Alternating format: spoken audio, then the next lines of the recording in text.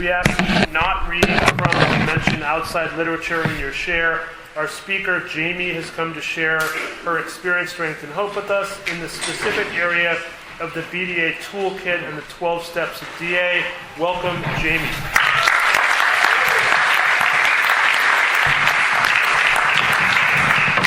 Hi, I'm Jamie. I'm recovering in this program and a business owner. Hi. Can I have 4, 4, 5, and 2, please? 4, 4, 5, and 2. Yeah, thank you. Oh my God. I hate doing this. All right, can you hear me in the back? Yes. Fabulous. This meeting is just like, the more people pile in, the more my heart starts racing. So bear with me so God can come in.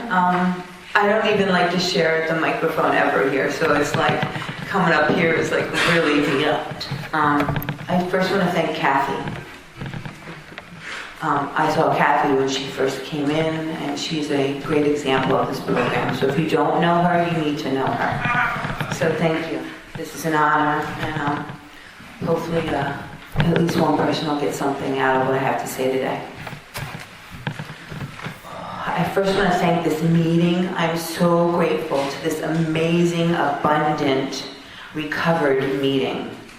It has really saved my life. And I also want to thank this meeting for childcare, because without that, I wouldn't be able to be here and get my recovery. So it is really a true gift here, and I just want to acknowledge that this, the childcare is a gift. Oh my God. So, I have a spiritual malady when it comes to money. And they say here, it's not about the money, and the money's not going to solve it. And for me, I understand that, because whether I have it or I don't, it's never enough. And I always have issues and thoughts around money. And the only solution is a spiritual solution to this malady. Because I have dis-ease in talking about money, in thinking about money, in spending money, and in dealing with money. So I need to be here so that I can get a solution. And there is a solution here. So if you're new, I want to welcome you and let you know that if you're miserable and this sucks and you're at a bottom, this is great. Because I was just like you when I got here. And I'm telling you, I'm going to cry. From where I was when I walked in here to where I am today, I'm not the same person. And I'm so grateful to DA. So I'm just going to give you a little brief synopsis about the past so I can really talk about the recovery business.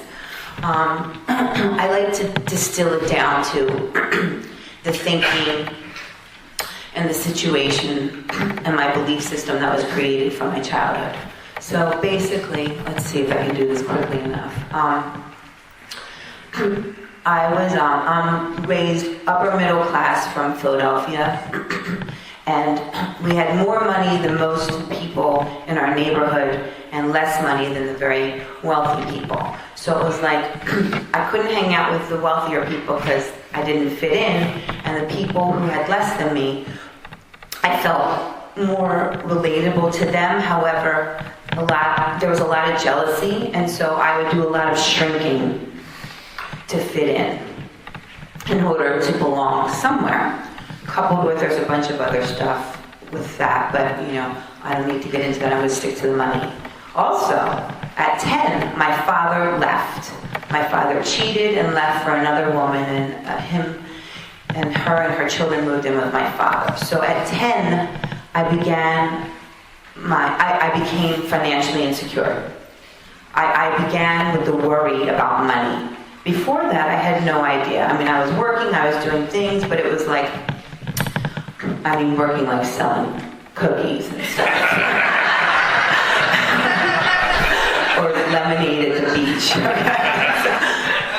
Oh God, I gotta go fast with this because I want to get into recovery. But anyway, he left, and worry began about money for me from my mother, because she said, we didn't have any money, he had all the money. He told me he had no money, he was giving her all the money. So nobody had any money, except for everybody was spending, except for on my sister and I.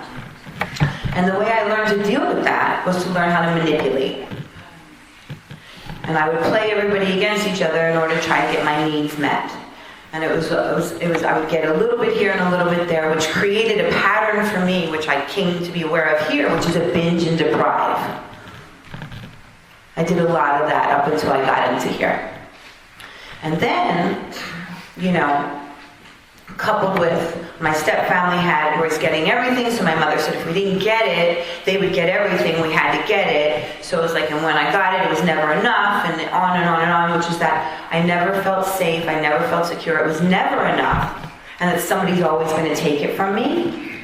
And my final piece, there's plenty, but was that, since I was 8, I think, my father's story for me was that you don't need to worry about anything, because I was a dreamer and I loved dancing and singing and acting and whatever it is. My father's like, yeah, that's probably not going to be your path.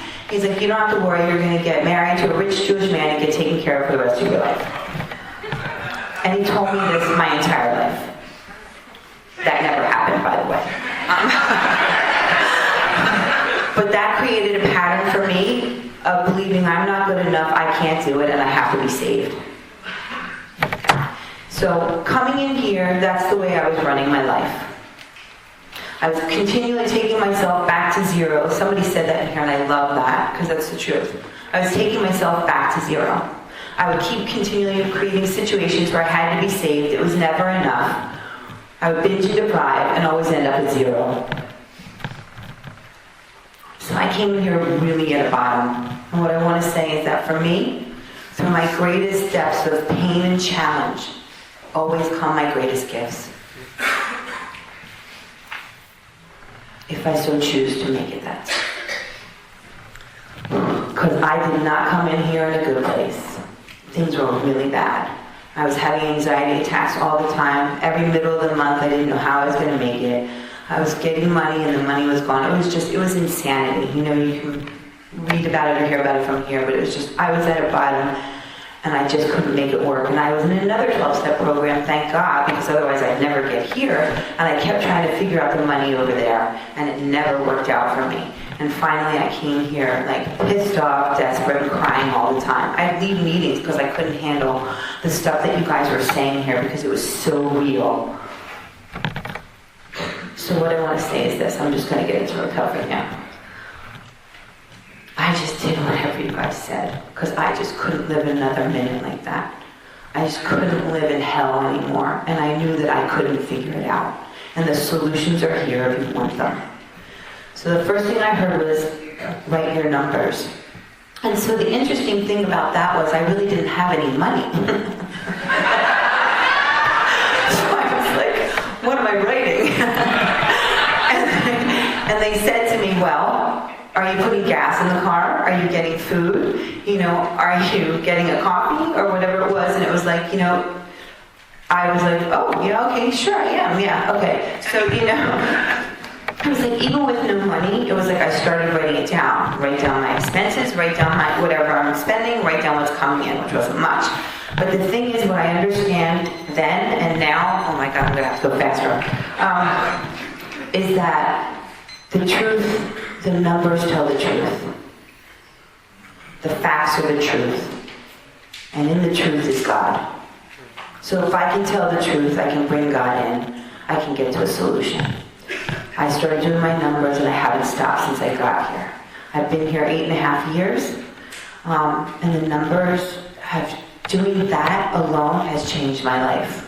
Coupled with, I did the steps in the yellow book because for me, anyway, it doesn't matter. I did the steps in the yellow book. The yellow book has changed my life. It's amazing. If you haven't done it, do it. Because there's stuff in there that just doesn't get gotten to any other way, for me. But I did that, and I had a sponsor that had said to me, I don't care how you feel. What are you doing today? You have to do anything you have to do to earn. And so when I got here, I went back to a job I didn't want to do so that I could earn. Because in earning, I get to really learn how to work this program, because then I actually have some money so I can learn how to do all this other stuff. So it was amazing. So I took a job I didn't want to do. Don't need to get into that. If you've heard my story before, you already know.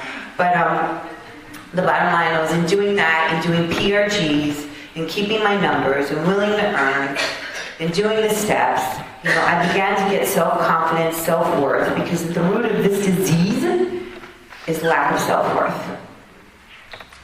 And I learned how to ask for raises, I learned how to get more money, I learned how to become more responsible, I learned how to do all the things I didn't want to do, and the biggest thing I learned how to do here was save myself. I found that it's me and God. There is nobody else. And the minute that I assume that responsibility, that I'm willing to save myself no matter what, my whole life has changed. And that began my journey. So I'm going to be quick because some of you guys do know this, and I really want to get into the stuff that's happening today, which is that I really wanted a relationship. I really wanted to get married. I was at over 40 at this point, and my father's story never happened. And so I did a lot of other work around it, but the bottom line is me being willing to save myself and take care of this money issue, I brought in my soulmate. He's here. And we got married.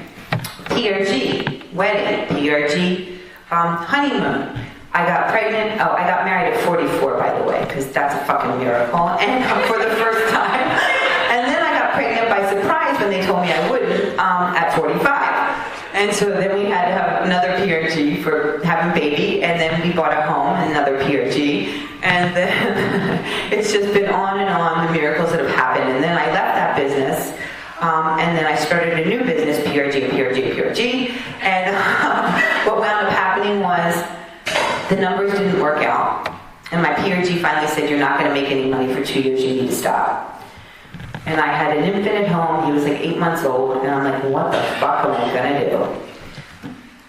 And I was in fashion, so that you guys understand, because you have to understand where I'm going now, but I was in fashion, I was like, oh my God, what am I gonna do? Now the whole time I've been here, I've been doing a lot of this, and I've been doing a lot of praying, and I've been asking God, please get me out of this, I don't wanna do this anymore.